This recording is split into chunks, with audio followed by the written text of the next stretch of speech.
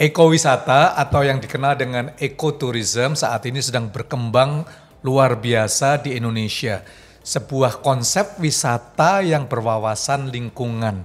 Anda dan saya jalan-jalan ke area alami dengan tujuan mengkonservasi lingkungan dan melestarikan kehidupan dan sekaligus mensejahterakan penduduk setempat. Konsep ekowisata inilah yang membelakangi terbentuknya Sebumi, sebuah social enterprise yang berfokus pada pengembangan wisata yang menerapkan prinsip low impact travel agar tidak merusak keanekaragaman hayati yang ada di Indonesia ini. Saya Jimmy Untoro, dalam satu cerita untuk Indonesia, saya akan undang sahabat saya yaitu Mas Hendra Gunawan. Apa kabar Mas? Baik Pak. Baik.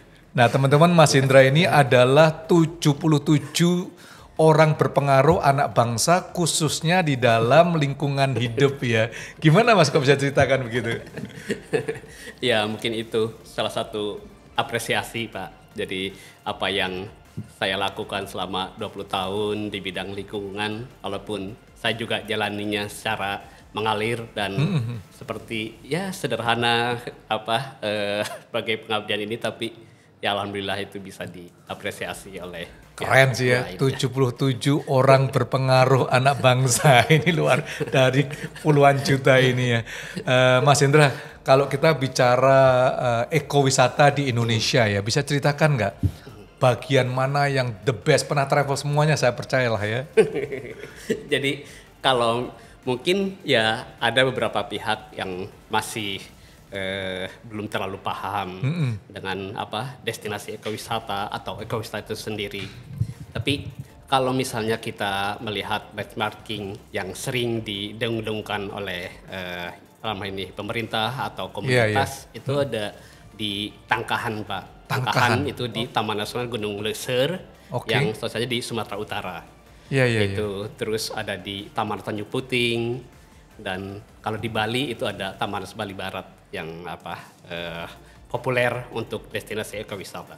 Dari pengalaman Mas Hendra selama 20 tahun lebih ini ya, sampai akhirnya tiba-tiba mendapat satu penghargaan 77 orang berpengaruh dalam lingkungan ya. Kalau kita melihat lingkungan di Indonesia, bagaimana sih menurut Mas Hendra sendiri kepedulian atau keadaan lingkungan yang ada di negara kita sendiri, Mas? Ya, itu Pak. Sebenarnya kita itu bisa dijuluki oleh sebagai mega biodiversitas di dunia.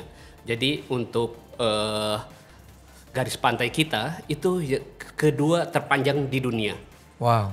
Terus untuk marine biodiversitas itu kita nomor 1 di dunia itu. Dan untuk hutan tropis kita nomor 3 luasnya di dunia. Nah, dengan itu isinya pasti keanekaragaman hayatinya sangat melimpah.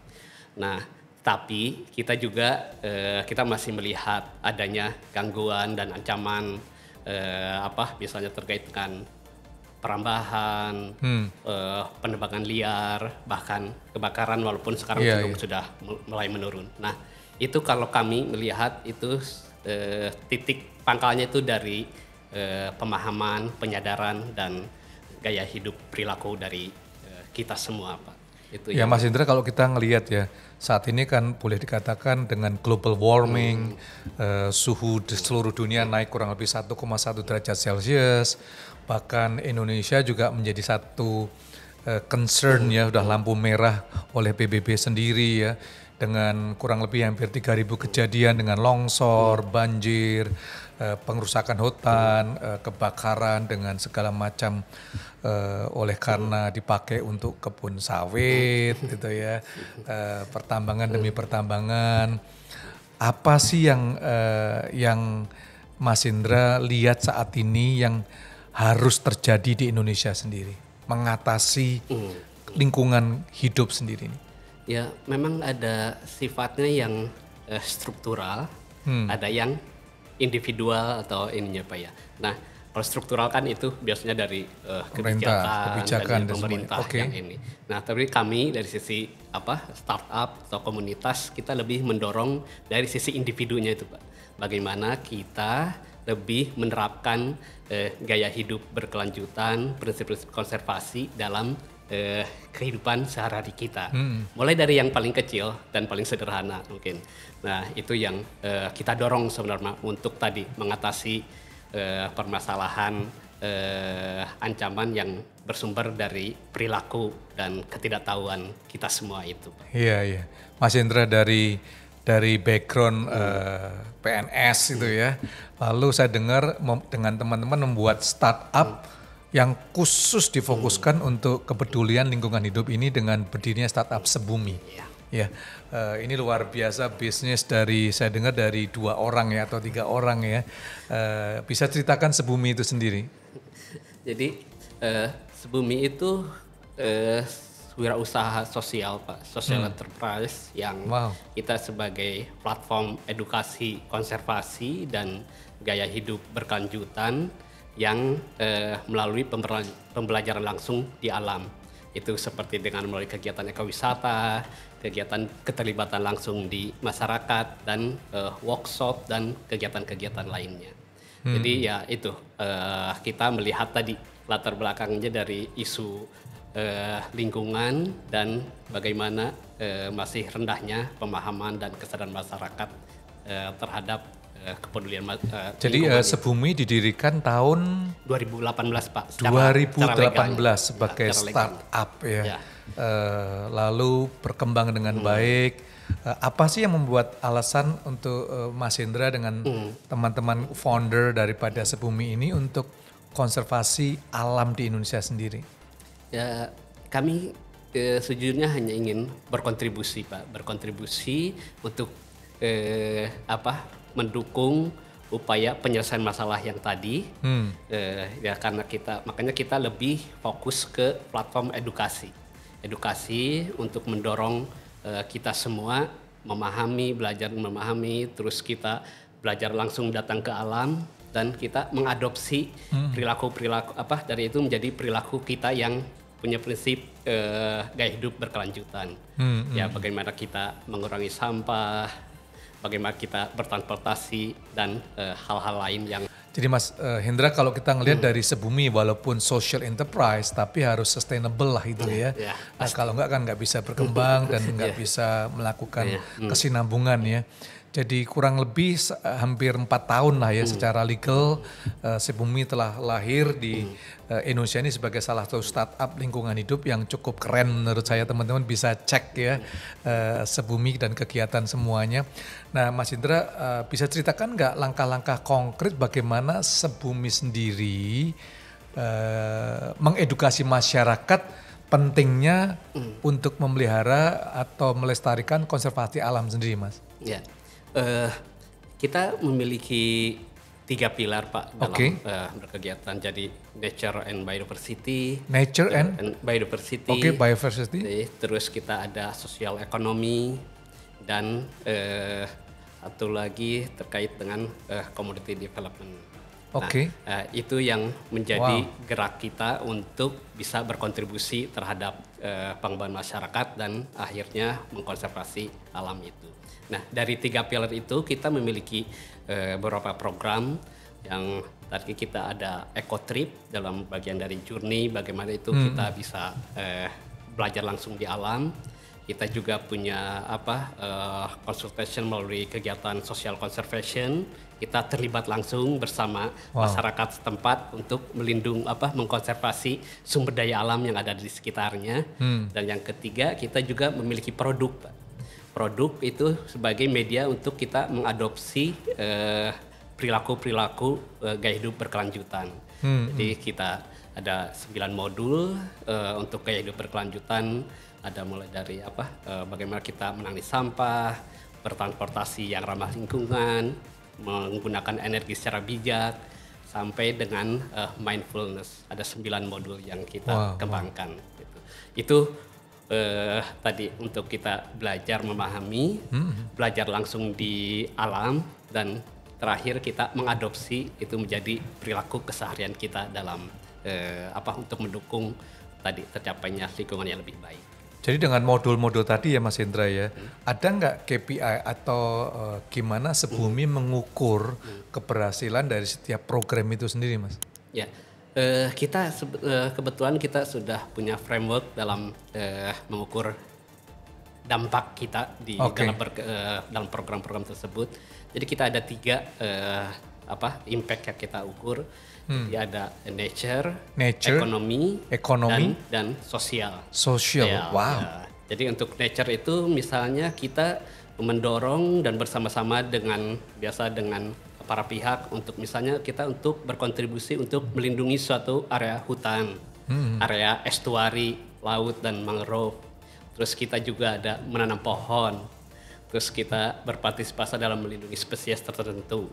Nah, untuk ekonomi kita dengan ekowisata itu kita bisa mendorong menciptakan alternatif pendapatan bagi masyarakat yang ada di sekitar destinasi wisata yang menjadi pemandu, menjadi pelaku jasa wisata di area tersebut. Untuk sosialnya kita mendorong, memfasilitasi masyarakat di situ untuk mengedukasi. Kita ada misalnya dengan membangun rumah belajar, dan kita memberikan training terkait dengan pengelolaan sampah yang lebih baik. Gitu. Jadi kalau Mas Indra ini cukup unik ya, cukup keren karena bagaimana mengkonservasi alam sendiri, ramah lingkungan dan sebagainya ya. Tapi dari 9 modul saya kira jalan bersama-sama. Ada nggak sebuah misi utama daripada Sebumi sendiri? Ya tadi misi utama yang kita ingin mungkin sedikit berkontribusi itu supaya bagaimana masyarakat lebih menerapkan gaya hidup berkelanjutan dalam kehidupan sehari-harinya. Misalnya Pak, kita punya, kalau di Jakarta, kita punya Jakarta Green Tour. Wah itu nanti kita akan bahas nih ya Mas, seru nih. Jadi itu salah satunya kita untuk mendorong masyarakat untuk terbiasa menggunakan transportasi publik. Gitu. Itu satu. Wow. Ya. Kalau misalnya terus kita ingin dari sisi aspek makanan yang lebih sustainable, kita mendorong punya gardening gitu mulai dari rumah kita masing-masing seperti itu. Mas Indra ini kan social enterprise ya. Gimana teman-teman mungkin dalam satu cerita untuk Indonesia ini kalau mau terlibat bisa nggak sih Mas? Ya kalau misalnya kita terlibat sebagai karyawan itu ada itu kita tergantung dari kita scale up kita. Tapi kalau dari relawan itu kita hampir tiap tahun mungkin ada beberapa kali kita membuka untuk terberpartisipasi melalui kegiatan volunteering Pak. Ini bulan lalu kita melakukan 2 kegiatan volunteering. Yang pertama kita monitoring tanaman yang kita pohon yang kita tanam di tahun lalu di Taman Nasional Gunung Halimun Salak. Itu ada hampir ini Pak, alhamdulillah itu hampir 1.000 orang yang daftar untuk menjadi volunteer. Banyak sekali dan itu sangat membanggakan sekali gitu. Dan itu mereka belajar bagaimana jenis tanaman, terus mengukur diameternya dan tinggi dan sebagainya. Ada juga yang kita memberikan berpartisipasi dalam kegiatan volunteer untuk clean up dan mendukung kegiatan-kegiatan kami yang di site kami gitu. Iya. Jadi teman-teman di dalam satu cerita kalau Anda ingin terlibat bagaimana konservasi alam, hubungin aja langsung ya Sebumi ya.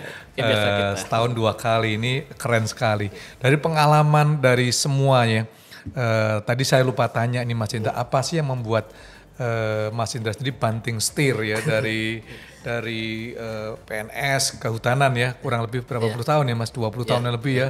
Lalu ini cukup keren sih langsung menjadi seorang entrepreneur boleh dikatakan ya, startup Sebumi khusus langsung membicarakan lingkungan hidup dan konservasi alam supaya bisa menjadi sebuah destinasi tour yang nyaman ya.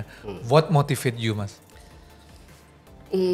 Sebenarnya ya mungkin di awal karir saya juga seperti terdampar Pak, karena latar belakang saya juga bukan dari lingkungan, saya dulu dari agribisnis, terdampar di hutan tapi lama kelamaan saya makin mencintai itu bagaimana berinteraksi dengan masyarakat, berinteraksi berkegiatan di alam dan akhirnya itu menjadi guliran rasa cinta dan motivasi saya untuk terus berkontribusi ke alam di Indonesia ini. Nah, pada suatu ketika ya kebetulan saya dengan teman punya misi yang sama. Saya lama di lingkungan dan dia juga suka jalan-jalan, jadi kita coba connect dan kita bisa membangun ini sebumi ini. Ya mungkin kalau ini sebelumnya kita secara paralel Pak, tidak saya berhenti dulu dari PNS, tapi secara paralel dan sekarang mungkin ya berharap sih itu impact-nya saya bisa lebih besar dari apa yang sekarang saya jalani 20 tahun yang lalu. Jadi dari bisnis Sebumi sendiri kalau boleh saya tanya, gimana masa depannya ada nih startup Sebumi ini atau banyak tantangan justru? Ya, masa depan tentu ada, tapi tantangan juga pasti banyak. Kalau kita bicara konservasi alam kita akan berhadapan nggak sekedar alam saja atau kebijakan demi kebijakan, tapi membicarakan tentang konglomerisasi yang berkepentingan kelapa sawitnya, perkebunannya dan pertambangan dan sebagainya ya. Ada nggak sih tantangan yang menurut Mas Indra ingin sampaikan ini harus dirubah dengan kebijakan pemerintah sendiri? Mungkin kadang ada beberapa, misalnya satu terkait dengan kebijakan sampah ya, pengelolaan sampah. Ada juga misalnya di beberapa daerah yang menekankan ini tidak boleh menggunakan kantong kresek lagi. Tidak boleh misalnya, bahkan misalnya sekarang yang kebijakan terbaru di NTT tidak boleh menggunakan kendaraan umum atau mobil pribadi, kita harus jalan kaki gitu. Itu hal-hal yang sebenarnya secara struktural itu bisa cepat untuk mengubah. Tapi kan ada aspek-aspek lain secara sosial yang agak berat secara struktural untuk diselesaikan.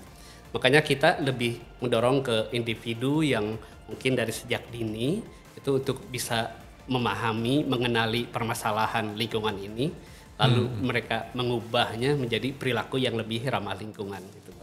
Itu sebenarnya tantangan yang kita menyebarluaskan bagaimana isu lingkungan ini bisa dipahami dan mereka bisa sadar untuk sama-sama kita menyelesaikannya. Itu Pak yang Mas Indra, tadi dikatakan Jakarta Green Tour. Teman-teman saya ingin ajak untuk kita simak benar nih Jakarta Green Tour ya. Sekaligus kita jalan-jalan sebentar ya.